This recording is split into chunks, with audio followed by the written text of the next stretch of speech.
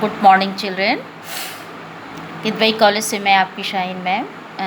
बच्चों class 10th में civics में हम लोग पढ़ेंगे आज थर्ड लेसन। और आप लोग सब कैसे हैं? आपका करीब करीब तैयारी हो चुकी होगी। हिस्ट्री में तो 3 लेसन कंप्लीट हो गया आपका, और सिविक्स में थर्ड लेसन आज मैं स्टार्ट कर रही हूँ। और आज मैं आपको सिलेबस भी दे दूँगी बच्चों। ये आपको पता होगा कि 30% सिलेबस आपका कोरोना महामारी के कारण कम कर दिया गया है और एनसीईआरटी द्वारा, और आपका 30% सिलेबस जो कम हुआ है वो आपको मैं उसको स्क्रीनशॉट भेज दूँगी। वैसे वही लेसन मैं पढ़ाऊँगी जो आपका 70% के अंदर आता है, तो बाकी 70% हम आपको बता रहे हैं। और मार्क्स तो आपके जैसे 70 के एग्ज़ाम होते हैं वो 70 के एग्ज़ाम होंगे, और 30 का जो आपका इंटरनल होता है 3 प्रोजेक्ट का वो इंटरनल होगा। और लास्ट वीडियो में मैंने आपको मैप और आपको प्रोजेक्ट वर्क कराया था, तो मैप तो आपके बोर्ड एग्ज़ाम में आएगा बच्चों, 5 नंबर का आता है।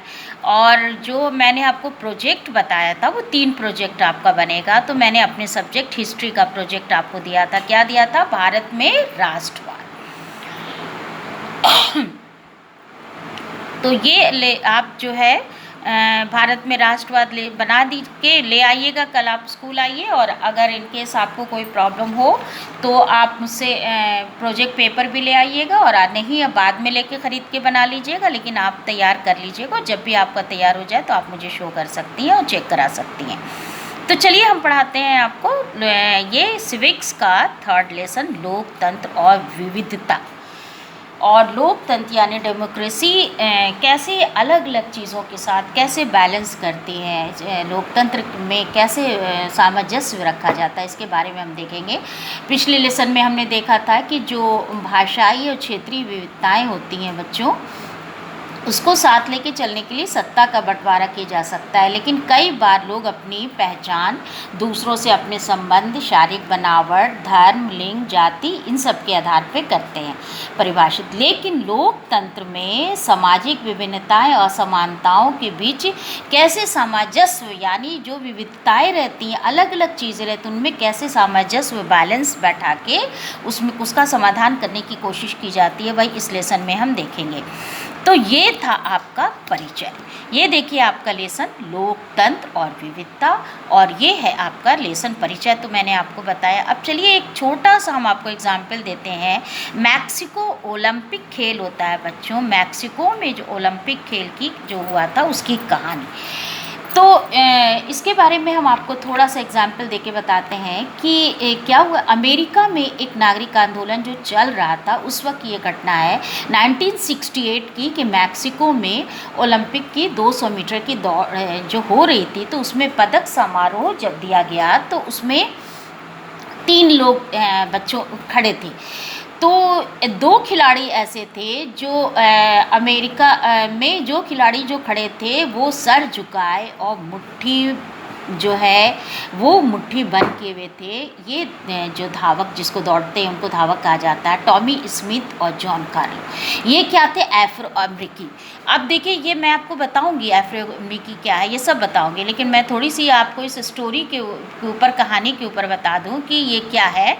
कि जब ये लोग खड़े थे, और इनके साथ ये इसलिए खड़े ऐसे इस पोजीशन में खड़े थे क्योंकि ये जो दास्तान बंद मुट्ठी बनाए हुए थी, ये अश्वेत शक्ति का प्रतीक था, क्योंकि ये अमेरिकी अश्वेत थे और ये लोग गरीब थे। और इनके साथ जो तीसरा व्यक्ति था वो ऑस्ट्रेलियाई धावक पीटर नॉर्मन था।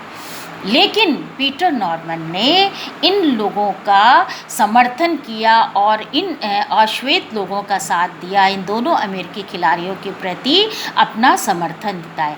अब हम आगे चल के आपको बताते हैं, एक एक पॉइंट्स आप देखिए। ये आप स्क्रीन पे देख रही हैं एफ्रो अफ्रीकी। अब आपको हम बताते हैं एफ्रो अमेरिकी क्या होता है।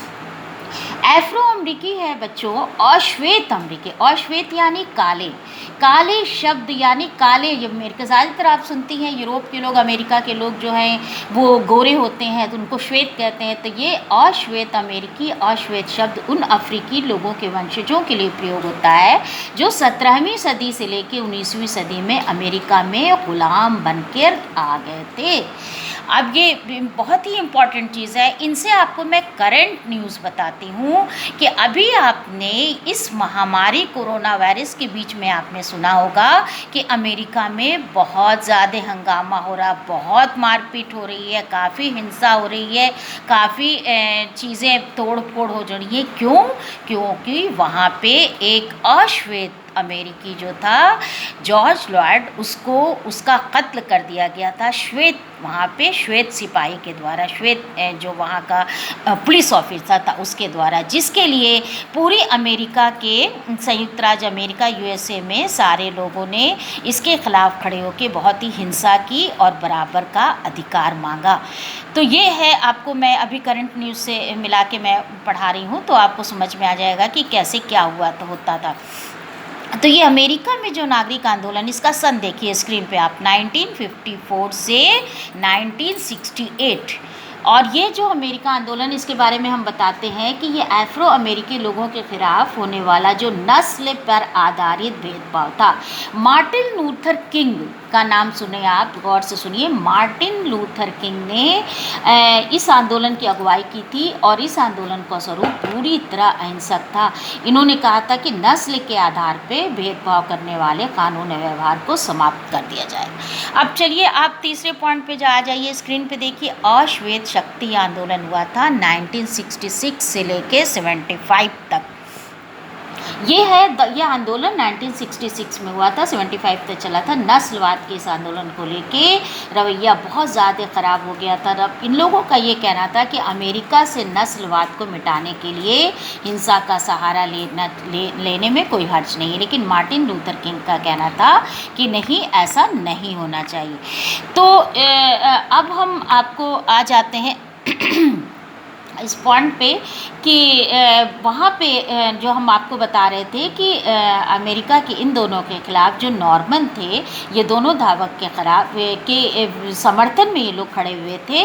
और इन दोनों को बाद में जाके सैन होज स्टेट यूनिवर्सिटी से, जहाँ से इन लोगों ने पढ़ाई की थी, उस विश्वविद्यालय में इनकी मूर्ति लगाई गई। और 2006 में जब नॉर्मन की मृत्यु हुई तो उनकी अर्थी को कंधा देने वाले यही स्मिथ और कॉर्लिस थे। ये तो मैंने एक स्टोरी और ये आपको सब आंदोलन के बारे में बताया। अब हम देखते हैं समानताएं, असमानताएं और विभाजन क्या है। तो ये जो उदाहरण था बच्चों, इससे हमें लगा कि जो खिलाड़ी थे वो सामाजिक बंटवारे और सामाजिक भेदभाव के तरीके का विरोध कर रहे थे। और जैसे बेल्जियम और श्रीलंका के बारे में आपने पढ़ा है कि बेल्जियम और श्रीलंका में विभाजन क्षेत्रीय और सामाजिक दोनों स्तरों पे था। बेल्जियम में लोग अलग अलग भाषा बोलते थे, याद है बच्चों, डच, फ्रेंच और भाषा बोलते थे। और उसके बाद से श्रीलंका में जो है ये था, ये भाषा और क्षेत्र के आधार पे दिखाई दे रहा था। श्रीलंका में भी आपने देखा कि सामाजिक विविधताएं बहुत ज़्यादा हैं। तो अब सामाजिक जो भेदभाव इसकी उत्पत्ति क्या हुई, इसके बारे में आप देखिए कि जन्म पे आधारित जो सामाजिक विभाजन था, उसको दैनिक जीवन में तो हम रोज़ ही देखते हैं। हम देखते हैं कि कोई भी स्त्री पुरुष हो, लंबा हो, छोटा हो, सबकी चमड़ी का रंग अलग अलग होता है, उनकी शारीरिक क्षमताएँ और अक्षमताएँ सब अलग अलग होती हैं। लेकिन सभी किस्म के सामाजिक विभाजन सिर्फ जन्म पे आधारित नहीं होते, कुछ चीज़ें हमारी पसंद और चुनाव के आधार पर भी होती है। तो कई लोग अपने माँ बाप परिवार से अलग रह के भी अपने पसंद का धर्म चुन लेते हैं। हम सभी लोग पढ़ाई के विषय, पेशा, खेल, राजनीतिक गतिविधियों का चुनाव अपनी अपनी पसंद से करते हैं। तो विभिन्न सामाजिक समूहों में जो लोग रहते हैं वो अपने समूह की सीमाओं से परे समानताओं और असमानताओं का अनुभव करते हैं।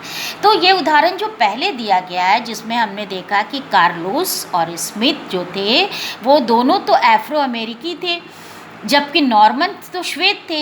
लेकिन तीनों में एक ही समानता थी कि वे ये सभी नस्ल आधारित भेदभाव के खिलाफ थे।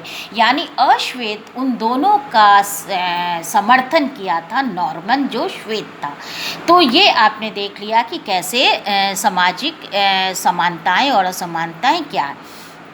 अब विभिन्न समानताओं के बीच जो टकराव होता है विभिन्नताओं में, वो हम बताएं आपको कि सामाजिक विभाजन तभी होता है बच्चों जब सामाजिक अंतर में दूसरे अनेक विभिन्नताओं के ऊपर बड़े हो जाते हैं। अमेरिका में श्वेत और श्वेत का अंतर एक सामाजिक विभाजन बन जाता है, क्योंकि अश्वेत लोग आमतौर पे गरीब होते हैं, बेघर होते हैं, भेदभाव के शिकार होते हैं। हमारे देश में भी दलित लोग आमतौर पे गरीब हैं। हमारे देश भारतवर्ष की हम बात कर रहे हैं, आमतौर पे लोग गरीब और भूमिहीन हैं। दलित लोग जो हैं उन्हें भी अक्सर भेदभाव और अन्याय का शिकार होना पड़ता है।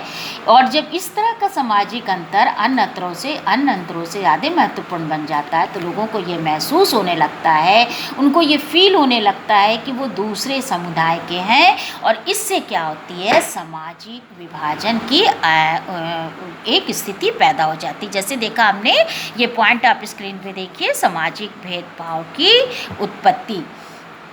तो इसमें हम आपको थोड़ा सा बताते हैं, जैसे उत्तरी आयरलैंड और नीदरलैंड है बच्चों, दोनों ही ईसाई जो वहाँ पे बहुत रहते हैं, लेकिन यहाँ पे दो तरह ईसाई धर्म में क्या है, दो है, एक प्रोटेस्टेंट है और एक कैथोलिक है। तो ये दोनों में उत्तरी आयरलैंड में वर्ग और धर्म की बहुत गहरी समानता, वहाँ पे कैथोलिक समुदाय के लोग बहुत गरीब हैं, उनके साथ भेदभाव होता है। और नीदरलैंड में वर्ग और धर्म के बीच ऐसा कोई भेदभाव नहीं दिखाई देता, वहाँ पे कैथोलिक और प्रोटेस्टेंट दोनों में अमीर गरीब हैं। तो दोनों ये होता है कि उत्तरी आयरलैंड में तो ये आपस में इन लोगों की मारपीट चलती रहती है, लेकिन नीदरलैंड में ऐसा नहीं है। तो अब हम आपको जैसे हम भारत के बारे में देखते हैं कि भारत बहुत बड़ा देश है, हमारा अनेक समुदाय के लोग रहते हैं, और लेकिन यहाँ पे जो जिस तरह की कोई ऐसी बात नहीं है, जो लोग फील भी करते हैं उनको सरकार के द्वारा कई तरह की सुविधाएं दी जाती हैं ताकि वो समानता के उस पर आ जाएं। अब हम यहाँ पे आपको बताते हैं कि जर्मनी और स्वीडन जैसा समरूप समाज भी था, जिसमें अधिकतर लोग एक ही नस्ल और संस्कृति के होते हैं। दूसरे हिस्सों से पहुँचने वाले लोगों के द्वारा इनमें भी बहुत तेज़ी से बदलाव आ रहा है। तो अब आप पूछेंगी समरूप समाज क्या है बच्चों? समरूप समाज एक ऐसा समाज होता है जिसमें सामुदायिक, सांस्कृतिक या जातीय विभिन्नताएं ज़्यादा गहरी नहीं होती हैं। तो अब बच्चों आज के लिए इतना ही। और ये देखिए आप सारे आपके पॉइंट्स हैं, ये मैक्सिको ओलंपिक में जो खेल हुआ था उसमें उनके भी ये देखिए, टॉमी और स्मिथ, जॉन कार्लोस ये एफ्रो अमेरिकी थे, और पीटर नॉर्मन था, ये श्वेत था, ये श्वेत था, ये अश्वेत था। इसने इस श्वेत ने अश्वेत लोगों का साथ दिया, और कैसे नागरिक आंदोलन हुआ और कैसे अशक्ति आंदोलन हुआ, इन सब के बारे में स्क्रीन पे आपने देख लिया। चलिए बच्चों आज के लिए इतना ही, नेक्स्ट वीडियो में हम आपको और बताएंगे। और आपको जो कुछ समझ में नहीं आए आप बिल्कुल पूछिए और अपनी पढ़ाई कायदे से रेगुलर करते रहिए। Thank you.